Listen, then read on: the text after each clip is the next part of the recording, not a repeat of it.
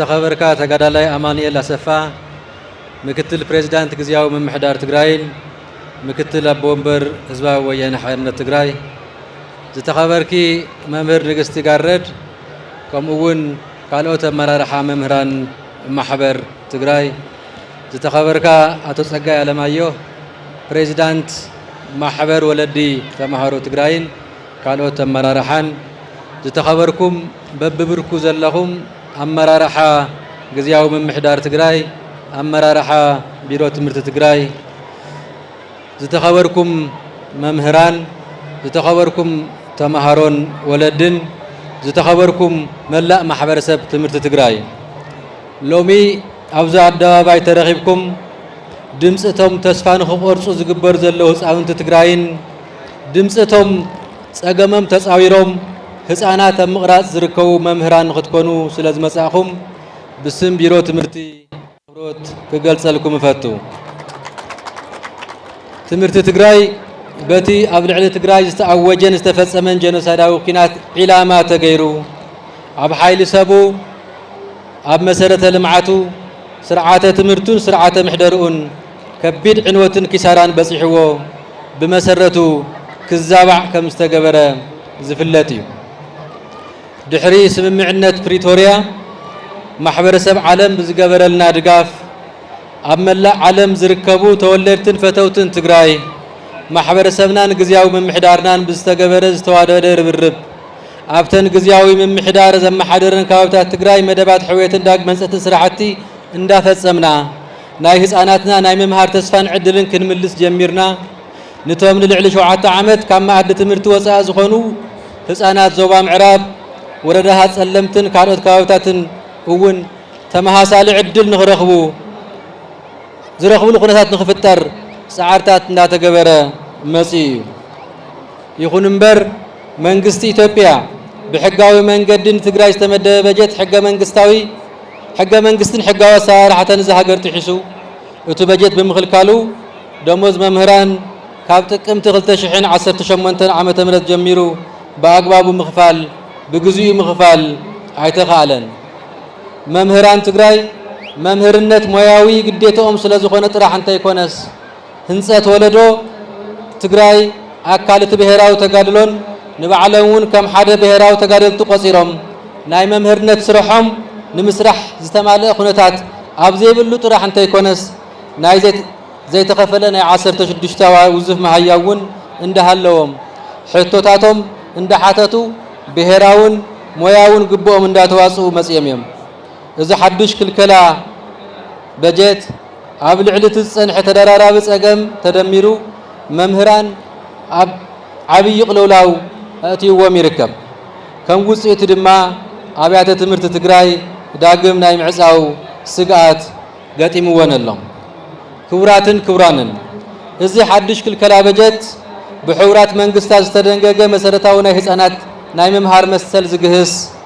ኣብ ሕገ መንግስቲ ፌደራል ይኹን ሕጊ ትምህርትን ፖሊሲ ትምህርትን ኢትዮጵያ ዝተደንገጉ መሰል ህፃናት ብመዓድነት ናይ ምምሃርን መሰል መምህራንን ዝግህስ መንግስታት ንምዕዋዝ ዘላቒ ልምዓት ዝኣተውዎ ቃል ዝዓፅፍ ሕገ መንግስትን ሕጋዊ ኣሰራርሓትን ዝጥሕስ ኣብ ስምምዕ ፕሪቶርያ ተፈራረምቲ ዝኣተውዎ ግዴታ ዘውድቕ ድሕሪ ስምምዕነት ፕሪቶርያ ዘመዝገብናዮ ኣወንታዊ ጉዕዞ ንድሕሪት ዝመልስ ኣብዚ ከባቢ ሰላም ንምስፋሕን ዘላቒ ንምግባርን ዝግበር ዘሎ ፃዕሪ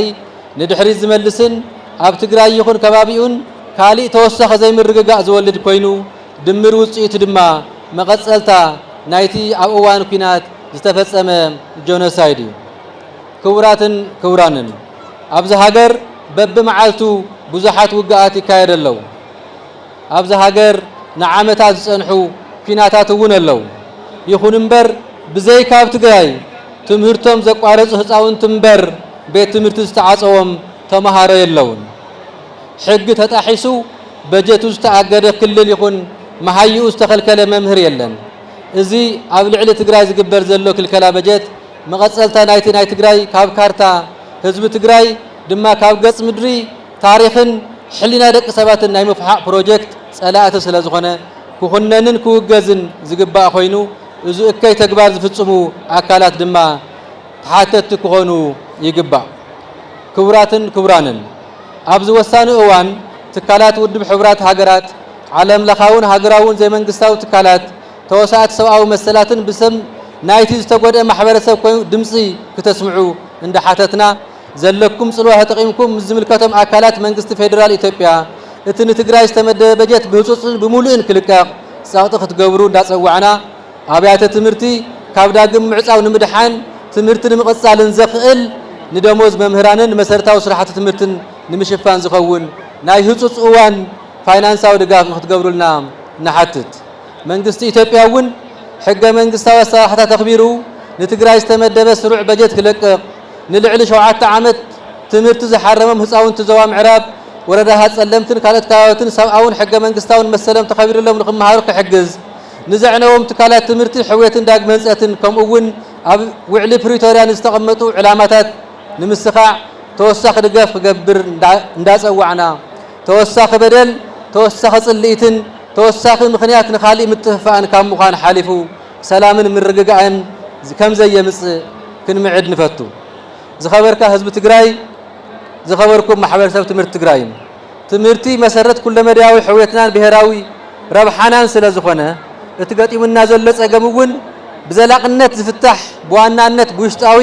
ዓቕምታትና ስለ ዝኾነ ብዝኾነ ይኹን መንገዲ ትምህርቲ ዳግም ከይዕጾ ተግባራዊ ስራሕ ክንሰርሕ ብሹም ተስፋ ጽባሕና ዝኾኑ ህፃውንቲ ጻውዒተይ የቕርብ መሰል ህፃናትን መምህራንን ይከበር 15 መጋቢት 2018 ቢሮ ትምህርቲ ትግራይ ይቐኒየለይ ዝተኸበርኩም መምህራን ከተማና ዝተኸበርኩም ወለዲ ዝተኸበርኩም ተምሃሮ ከተማና